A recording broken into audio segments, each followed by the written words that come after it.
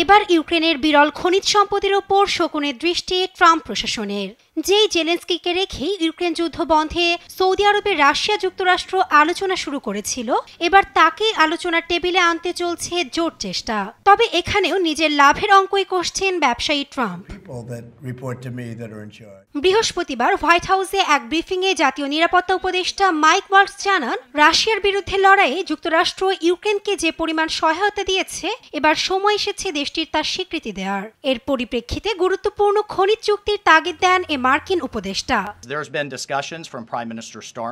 President Trump স্পষ্টতই এখন president জেলেনস্কির উপর খুবই হতাশ। তিনি আলোচনার টেবিলে আসেননি, আমাদের দেওয়ার সুযোগটি তিনি নিতে ইচ্ছুক নন। আমি আশা করি তিনি শীঘ্রই আলোচনার টেবিলে ফিরে আসবেন। তবে বুধবার $500 বিলিয়ন খনিজ সম্পদের মার্কিন দাবি প্রত্যাখ্যান করেন ইউক্রেন প্রেসিডেন্ট জেলেনস্কি। জানান, ওয়াশিংটন যুদ্ধকালীন সময়ে যে পরিমাণ ব্যয়ের কথা বলছে, তার ধারে কাছেও কিয়েভকে সরবরাহ করেনি। সেই সঙ্গে তার দেশ বিক্রি করা সম্ভব নয় বলেও সাফ জানিয়ে দেন এ নেতা। গেল 12 ফেব্রুয়ারি মার্কিন ট্রেজারি সেক্রেটারি স্কট বেসেন্টের কিয়েভ সফরে দেশটির বিশাল প্রাকৃতিক সম্পদে মার্কিন বিনিয়োগ নিয়ে একটি চুক্তির রূপরেখা তুলে ধরা হয়। তখনও জেলেনস্কির মন্তব্য ছিল, খসড়া চুক্তিতে কিয়েভের জন্য প্রয়োজনীয় নিরাপত্তার নিশ্চয়তা নেই। এটি আমাদের সুরক্ষা দেয় না, এটি এখনো আমাদের স্বার্থ রক্ষার জন্য প্রস্তুত নয়। এ সংক্রান্ত বিনিয়োগ আইনসম্মত ও সঠিক উপায়ে হওয়া উচিত।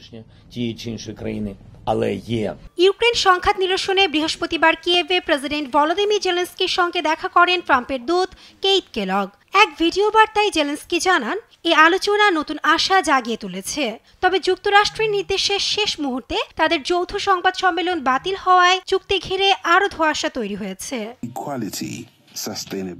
ইউক্রেন যুক্তরাষ্ট্রকে ঘিরে বিশ্ব রাজনীতিতে টানাপোড়েন উত্তেজনার মধ্যে বৃহস্পতিবার দক্ষিণ আফ্রিকায় G20-তে অন্তর্ভুক্ত দেশগুলো বৈঠকে বসে।